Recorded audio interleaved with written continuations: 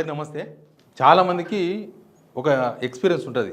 Sub registration office అంటే ప్లాట్ల registration, ఇళ్ళ రిజిస్ట్రేషన్ అంతా సబ్ రిజిస్ట్రేషన్ ఆఫీస్లో అవుతుంది. ఎంఆర్ఓ ఆఫీస్లో అగ్రికల్చర్ ల్యాండ్స్ అవన్నీ రిజిస్ట్రేషన్ అవుతాయి. అయితే హైకోర్టులో ఒక విచిత్రమైన కేసు వచ్చింది. ఆ కేసు విచారించిన తర్వాత లంచం ఇచ్చిన వాళ్ళ పైన, లంచం తీసుకున్న సబ్ రిజిస్ట్రార్ పైన ఇద్దరి మీద కేసులు బుక్ చేసి విచారణ జరపాలని హైకోర్టు ఆదేశాలు జారీ చేసింది. ఇది ఎక్కడిదో కాదు, రంగారెడ్డి జిల్లా సర్వనగర్ సబ్ రిజిస్ట్రార్ శ్రీలత అటు మేడం ఎవరో, ఆమె చాలా విచిత్రమైన కేసు. ఇది స్టోరీ బాగుంది, ఇంట్రెస్ట్ ఉంది. నాకు తెలిసి సబ్ రిజిస్ట్రార్లు చాలామంది ఇదే పని చేస్తున్నారు. ఒరిజినల్ ఓనర్ పోతే రిజిస్ట్రేషన్ కాదు, డూప్లికేట్ పేపర్లు పడకపోతే రిజిస్ట్రేషన్ అయిపోతుంది. ఎందుకంటే పైసలు.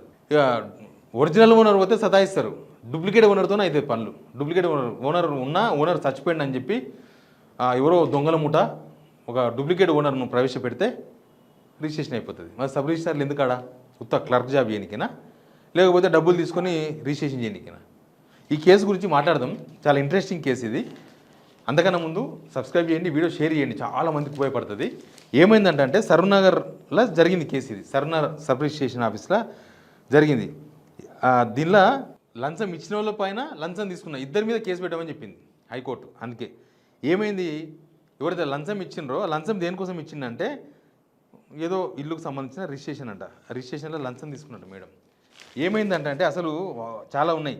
చెంచలూడకు చెందిన సిహెచ్ సుదర్శన్ అంటే ఎవరో ఒక పార్టీ మార్చి 24న, ఈ సంవత్సరమే మార్చి 24న 2 ఆస్తుల రిజిస్ట్రేషన్ కోసం పోయిందంట సబ్ రిజిస్టర్ ఆఫీస్కి. సుదర్శన్ అంటే ఆయన చెంచలూడ ఏరియాకి సంబంధించిన ఆయన పోతే సబ్ రిజిస్టారు 10 లక్షల రూపాయలు డిమాండ్ చేసినట్ట. మరి అదేమి ఆస్తో, దొంగ ఆస్తో, మంచి ఆస్తో, ఏం పంచాయతో 10 లక్షలు డిమాండ్ చేస్తే పిటిషనర్ ఓకే అనంట.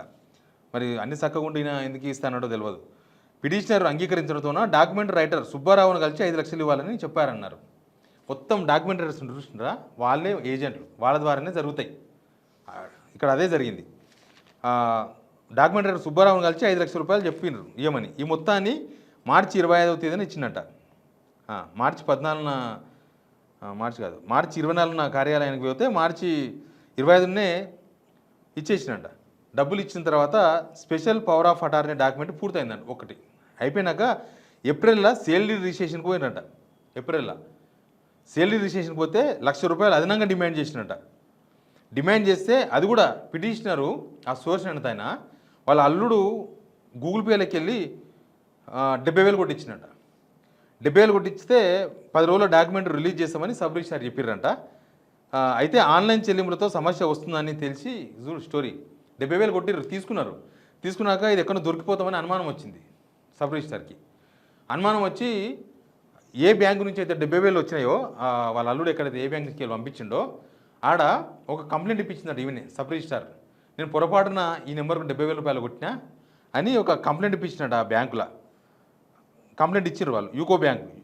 ఫిర్యాదు ఏప్రిల్ 19న పోయి ఫిర్యాదు చేసినట్ట. ఫిర్యాదు చేసినాక ఆ ఫస్ట్ ఆస్తికి సంబంధించిన డాక్యుమెంట్ కూడా రిలీజ్ అయిందంట.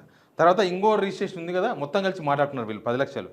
ఇంకో ఆస్తికి సంబంధించి రిజిస్ట్రేషన్కు వెళ్తే ఇది చంపాపేట ఎస్ఆర్ఓ కార్యాలయంలో డాక్యుమెంట్ రైటర్ నవీన్ కలవాలని చెప్పారంట. చంపాపేట ఆఫీస్ పక్కనే ఉంటుంది, ఆడ కూడా డాక్యుమెంట్ రైటరే, ఆయన కలవమని చెప్పారంట. అయితే రిజిస్ట్రేషన్ చేయరాదంటూ అక్కడ ఆయన కూడా 15 లక్షలు డిమాండ్ చేసినట్ట. అంటే ఏజెంట్లు, ఇంత సబ్ రిజిస్ట్రార్లకు ఏజెంట్లు 15 లక్షలు డిమాండ్ చేస్తే ఆల్రెడీ అక్కడ మాట్లాడుతున్నారు 10 లక్షలు. 5 లక్షలు ఇస్తే ఒక డాక్యుమెంట్ అయిపోయింది. 5 లక్షలు ప్లస్ 70,000, 15 లక్షలు డిమాండ్ చేస్తే సబ్ రిజిస్ట్రార్ మీద అప్పుడు ఈయన పోలీస్ స్టేషన్లో కంప్లైంట్ చేసినట్ట. సోర్స్ అయినదని పోయి ఫిర్యాదు చేస్తే పోలీసులు కేసు రిజిస్టర్ చేయలేదంట. ఇదంతా సివిల్ కేసు అన్నారంట. సివిల్ కేసు అంటే ఈయన కోర్టుకు పోయాడు సోర్స్ అంటే ఆయన. నేను లంచం ఇచ్చినా, నన్ను లంచం అడితే లంచం ఇచ్చినా కానీ పని చేయలేదని చెప్పేసి కోర్టుకు పోయినట్ట. సివిల్ కేసు కావడంతోనే కేసు నమోదు చేయలేదని పోలీసులు చెప్పారట. గవర్నమెంట్ తరఫున ప్లీడర్ కూడా అదే చెప్పినట్ట, అది సివిల్ కేసు కాబట్టి చేయలేదని. తర్వాత కోర్టు అన్ని ఇరు పక్షాల వాదనలు విని డాక్యుమెంటేషన్ కూడా పరిశీలించిన తర్వాత పిటిషన్ ఉపసంహరించుకుంటానంట. ఈయననే లంచం ఇచ్చినా అని చెప్పిండు, ఈయననే లంచం ఇస్తే కూడా పనిచేస్తలేదని చెప్పిండు. అన్నీ చెప్పిన తర్వాత ఇదంతా గొంతు మీదకి వచ్చింది, మనకు రివర్స్ అవుతుంది కేసు అని చెప్పి పిటిషన్ ఉపసంహరించుకుంటా అంటే హైకోర్టు అట్లా నడవదు, నువ్వే కంప్లైంట్ ఇచ్చి నువ్వే పిటిషన్ వేసి నువ్వే ఉపసంహరించుకుంటే అస్సలు కుదరదు, దీని మీద విచారణ జరపాల్సిందే అని హైకోర్టు ఆర్డర్ జారీ చేసింది. ఈ నెల 14 వాయిదా వేసిందట కోర్టు. చేసి దీనిలో అసలు ఏం జరిగిందో విచారణ అవసరం ఉంది, దీన్ని విచారించాలని చెప్పేసి కోడి చెప్పింది. సబ్ రిజిస్ట్రార్ శ్రీలతకు నోటీసులు జారీ చేశారు. రిజిస్ట్రేషన్ల శాఖ ఐజీని సుమోటోగా ప్రతివాదిగా చేర్చాలని రిజిస్ట్రీని ఆదేశించారు. స్టోరీ అర్థమైంది కదా. మొత్తం ఈ దొంగ రిజిస్ట్రేషన్లు, దొంగ అసలు చాలా కేసులు నడుస్తాయి. ఒరిజినల్ పోతే వితౌట్ డాక్యుమెంట్ రైటర్ పోతే అసలు పనే కాదు సబ్ రిజిస్ట్రార్ ఆఫీస్లో. ఇంకా డాక్యుమెంట్ రైటర్ ద్వారానే పోవాలి. ముఖ్యంగా ఈ డబుల్ రిజిస్ట్రేషన్లు, ఓనర్ లేడు, ఓనర్ చచ్చిపోయాడు అని చెప్పేసి డాక్యుమెంట్స్ అవన్నీ లక్షల రూపాయలు తీసుకొని రిజిస్ట్రేషన్ చేస్తున్నారు. అన్ని రిజిస్ట్రేషన్ ఆఫీసులో ఇదే జరుగుతుంది. అసలు ఏసీ బోర్డు అటు పోవాలి, రిజిస్ట్రేషన్ ఆఫీసులో పోటీ పోవాలి, డాక్యుమెంట్ రైటర్ల దగ్గర ఏం జరుగుతుందో చూడాలి. డాక్యుమెంట్ రైటర్స్ మొత్తం అనుసంధానమై ఉంటారు. ఆడ మొత్తం కిందనే షెటర్లు ఉంటాయి, పైన ఆఫీసులు ఉంటాయి, లేకపోతే పక్కన అసలు వీళ్ళకన్నా రిజిస్ట్రేషన్ ఆఫీస్ కన్నా ఈ ఏజెంట్ల ఆఫీసులో చాలా స్టైల్గా ఉంటాయి, చాలా మంచిగా ఉంటాయి. ఎందుకంటే వ్యవహారం అంతా ఇక్కడే నడుస్తుంది. డైరెక్ట్గా సబ్ రిజిస్ట్రార్ మాట్లాడుకోడు. ఇట్లాంటి ప్రతి దగ్గర ఎక్కడ డబుల్ రిజిస్ట్రేషన్ జరిగినా సబ్ రిజిస్ట్రారే బాధ్యుడు ఖచ్చితంగా. ఎక్కడ దొంగ ఓనర్తో రిజిస్ట్రేషన్ చేసినా దానికి సబ్ రిజిస్ట్రార్నే బాధ్యత చేయాలి. ఈ ఈ ఈ క్రికెట్లకు అన్నిటికీ సబ్ రిజిస్ట్రార్లే బాధ్యులు. సబ్ రిజిస్ట్రార్ల దగ్గర జరిగినంత ఫ్రాడు మనకి ఏడ కనబడదు. చాలా సింపుల్గా ఉంటారు, ఏదో కుర్చేసుకొని కూర్చుంటారు. ఆ పైన చాలా స్ట్రిక్ట్గా కనిపిస్తారు. మనం కనుక పోతే సబ్ రిజిస్ట్రార్ ఆఫీస్కు వాయమో ఇంత స్ట్రిక్ట్ కూడా అనిపిస్తుంది. కానీ జరిగేది మొత్తం కూడా ఏజెంట్లు, డాక్యుమెంట్ రైటర్స్ వాళ్ళ ద్వారా ఇవంతా నడుస్తుంది. పర్టికులర్గా ఈ కేసు, ఈ సర్వనార్ సబ్ రిజిస్ట్రార్ ఆఫీస్లో జరిగిన ఈ కేసు ఒకటి హైకోర్టు దృష్టికి వచ్చింది. అది కూడా వాళ్ళు పనులు చేస్తే చుప్పున అయిపోతుండే. వాళ్ళు 10 లక్షలు మాట్లాడుకొని 5 లక్షల రూపాయలు తీసుకొని 70,000 తీసుకొని ఒక పని చేసి ఇంకో పనికి ఇంకొక డాక్యుమెంట్ రైటర్ను కలవమంటే ఆయన 15 లక్షల రూపాయలు డిమాండ్ చేసింది. కాబట్టి ఆయన పోలీస్ స్టేషన్ పోతే పోలీసు వాళ్ళకు వాళ్ళకేందో మరి, పోలీసు వాళ్ళు సివిల్ కేసు ఏంది, వాళ్ళు లంచం తీసుకుని చెప్పేసి ఈయన పోలీస్ స్టేషన్ పోతే పోలీసు వాళ్ళు ఇది సివిల్ కేసు మేము పట్టామన్నారంట. లాస్ట్ కూడా హైకోర్టు పోలీసులకి చెప్పింది కేసు పెట్టి విచారణ జరపాలని. ఇట్లాంటివి చాలామందికి ఎక్స్పీరియన్స్ ఉంటుంది, చాలామందికి తెలిసి ఉంటుంది. మీ సబ్ రిజిస్ట్రేషన్ ఆఫీసులో ఏం జరుగుతుందో కామెంట్ రూపంలో చెప్పండి.